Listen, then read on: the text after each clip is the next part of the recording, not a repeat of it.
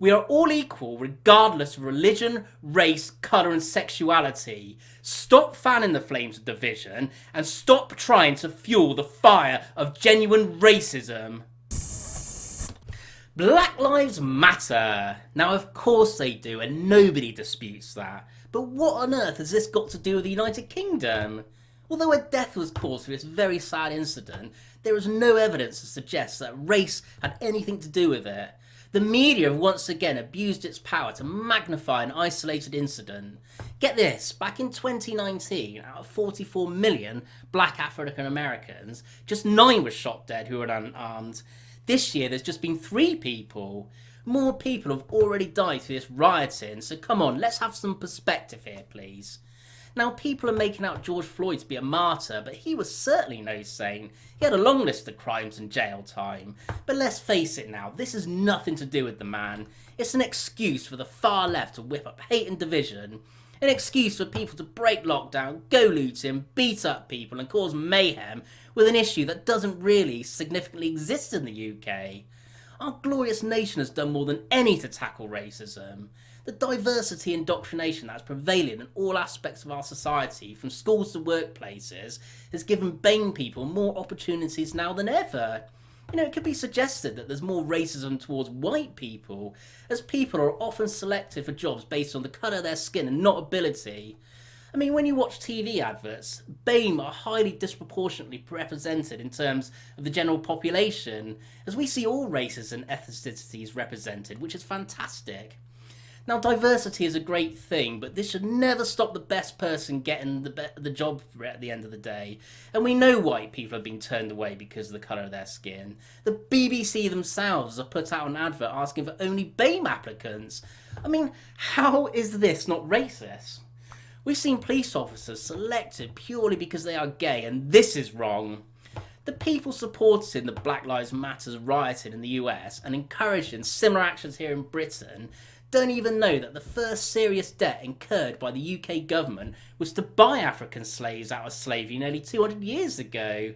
They also don't know that we sent the Royal Navy to halt shipping lanes facilitating the trade, a dangerous and costly act for any nation to take on at the time. In fact, 20,000 British sailors died fighting slavers. In today's money, the UK borrowed about £20 billion to try and stop this trade, a debt that we only just finished paying back in 2014.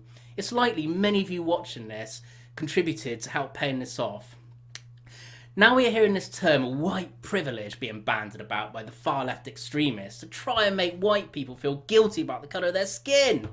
This is nothing but racist in itself and causes more division by tarring white people with the same brush. I mean, I never asked to be born white, and what on earth does the colour of our skin have to do with anything anyway? Only real racists notice the colour of other people's skin. The majority of us just see another human. Now isn't it funny that these are the very same people that were screaming for Dominic Cummings' head just a few weeks ago for the crime of travelling to a family home to take care of his family? We then see thousands of them gathered in London and across the country breaking lockdown regulations to protest about a murder in a foreign country. Suddenly they all change their tune entirely. It seems that COVID doesn't exist anymore to them. Their hypocrisy, as usual, knows no bounds. Where are they in the mainstream media when thousands of white farmers are being slaughtered in South Africa? Where are they when tens of thousands of British white girls are being abused and raped by grooming gangs?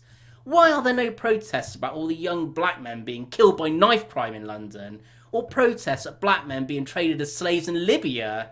They are nowhere to be found because it doesn't fit their warped and racist agenda.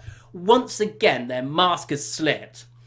Let's face it, the vast majority of these virtue signatures trying to take the moral high ground are young, naive, bored, indoctrinated and brainwashed. We've gone so far forward in progress, but they are ironically taking us backwards. You know, it's 2020 now, and the vast majority of people are not racist in this country. We just want everyone to be happy and get on with our lives. Now, my message to these virtue signallers is quite simple. We are all equal regardless of religion, race, colour and sexuality. Stop fanning the flames of division and stop trying to fuel the fire of genuine racism.